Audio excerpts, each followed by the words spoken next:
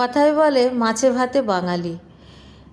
যদি আমরা দুপুরবেলায় গরম ভাতের সাথে এইরকম মাছের ঝোল বানিয়ে ফেলতে পারি, এক থালা ভাত খাওয়া হয়ে যাবে, মন পেট দুটোই ভরে যাবে। নমস্কার বন্ধুরা, আমি আলপনা সিম্পলের টেস্টিতে আপনাদের সবাইকে স্বাগত। আজকের আমি শেয়ার করব ভেটকি মাছের ঝোল। আমার চ্যানেলে নতুন বন্ধু হলে আমার চ্যানেলটিকে সাবস্ক্রাইব করে পাশে থাকার অনুরোধ রইল। অলরেডি যে বন্ধুরা আমার পাশে আছেন তাদের অনেক অনেক ধন্যবাদ। এখানে আমি 600 গ্রাম ভেটকি মাছ নিয়েছি, কেটে ধুয়ে পরিষ্কার করে নিয়েছি। 7 পিস হয়েছে। আর আমি এর মধ্যে দিয়ে দেব স্বাদ অনুসারে লবণ, হাফ চামচ হলুদ গুঁড়ো, ম্যারিনেট করে নেব। খুব ভালো করে মাছের গায়ে হলুদ লবণ মাখিয়ে নিতে হবে।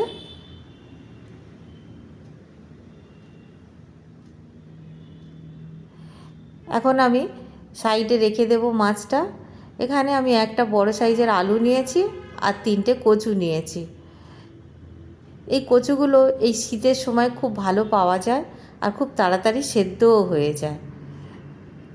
আমি কেটে ধুয়ে রেখে দেব। আর একটা বাটির মধ্যে আমি নিয়ে নিচ্ছি 1 টেবিল চামচ জিরা, আর 1 টেবিল চামচ সর্ষে, আর 1 চায়ের চামচ গোলমরিচ। এখন আমি শিলের মধ্যে বেটে নেব। একটু একটু করে জল দিয়ে আমি বেটে নিচ্ছি। মশলাটা আপনারা গুঁড়ো মশলাও নিতে পারেন, সর্ষের গুঁড়ো তো পাওয়া যায়, জিরা বা গোলমরিচের গুঁড়ো। গুঁড়ো মশলা নিলে একটু জলে ভিজিয়ে আধ ঘন্টা আগে রেখে দিলে তাহলে মশলাটা ভালো হবে। আমি শিলে বেটে নিলাম।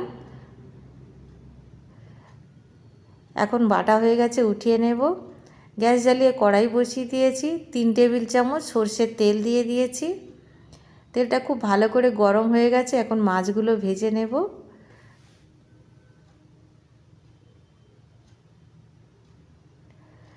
মাছগুলো 2 পিঠ ভালো করে ভেজে নেব। এখন একটা পিঠ হয়ে গেছে, অপর পিঠটা ভাজার জন্য উল্টিয়ে দিচ্ছি। বেশি কড়া করে মাছটা আমি ভাজবো না, আপনারা যেমন পছন্দ করেন তেমনটাই ভেজে নেবেন। ভাজা হয়ে গেছে, আমি প্রথম ব্যাচটা তুলে নিচ্ছি। সেকেন্ড ব্যাচটাও ভেজে নেব একইভাবে।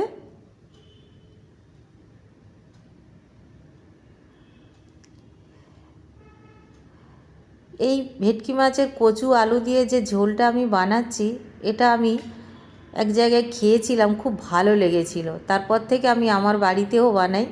আজকের আমি আপনাদের সঙ্গে শেয়ার করছি। মাছগুলো ভেজে তুলে নিলাম। এখন আমি কচুগুলো ভেজে নেব। কচুগুলো কেটে ধুয়ে রেখেছিলাম, এইরকম লম্বা লম্বা করে কেটে নিয়েছি, যেমন মাছের ঝোলের জন্য কাটা হয়। হালকা বাদামি করে ভেজে নিয়েছি, এখন তুলে নেব। আলুও ভেজে নেব।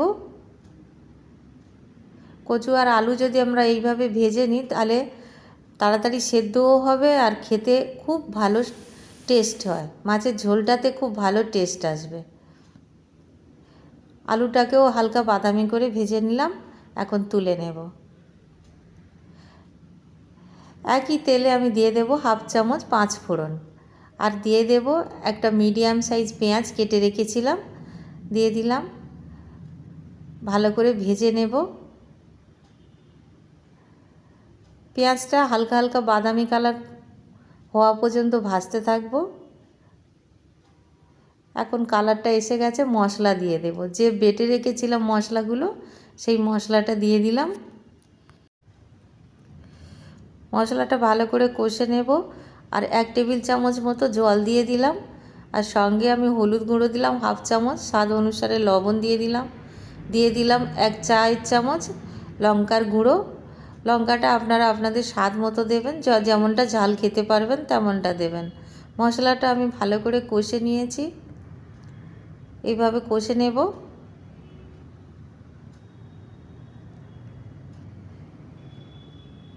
কষতে কষতে যখন এই রকম হয়ে যাবে তখন আমি ভেজে রাখা আলু আর কচু দিয়ে দেব।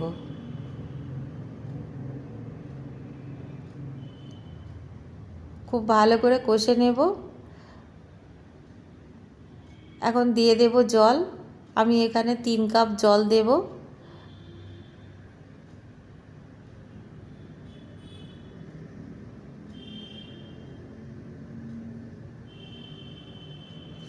3 কাপ জল দিচ্ছি আমি। আপনারা চাইলে ঝোল আর একটু বেশি রাখতে পারেন বা একটু কমও রাখতে পারেন, আপনাদের যেমন পছন্দ।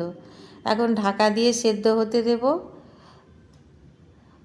আমি 8 মিনিট পরে ঢাকনাটা খুলে দেখব আলু সেদ্ধ হয়েছে কিনা বা কচু সেদ্ধ হয়েছে কিনা, যে কোনো একটা সেদ্ধ হলেই হবে। দেখুন আমি কচুটা দেখে নিয়েছি, সেদ্ধ হয়ে গেছে খুব ভালোভাবে।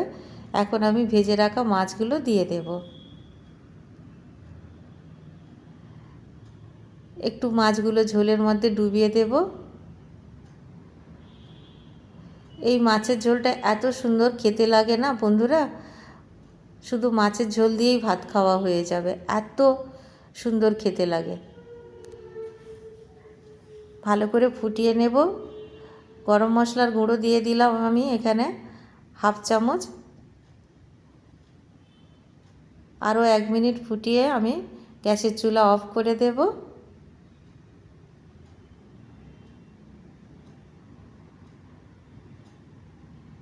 একটু নাড়াচাড়া করে দিলাম ভালোভাবে।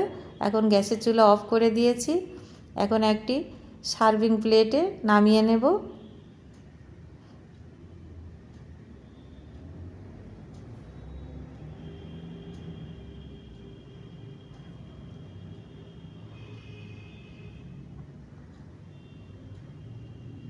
আমি আর একটা প্লেটেও নামাবো মাছটা। 4টে কাঁচা লঙ্কা দিয়ে গার্নিশিং করে দিলাম, এটা অপশনাল, দিতে পারেন না দিতে পারেন। আর আমি আর একটা প্লেটেও সার্ভ করেছি। বাড়িতে বানাবেন, কেমন লাগলো কমেন্ট করে জানাবেন। রেসিপি যদি ভালো লাগে লাইক করবেন, শেয়ার করবেন, নতুন বন্ধু হলে সাবস্ক্রাইব করতে ভুলবেন না যেন। আজকের এই পর্যন্ত, দেখা হবে পরের ভিডিও নতুন কোনো রেসিপির সঙ্গে। সুস্থ থাকবেন, ধন্যবাদ, নমস্কার।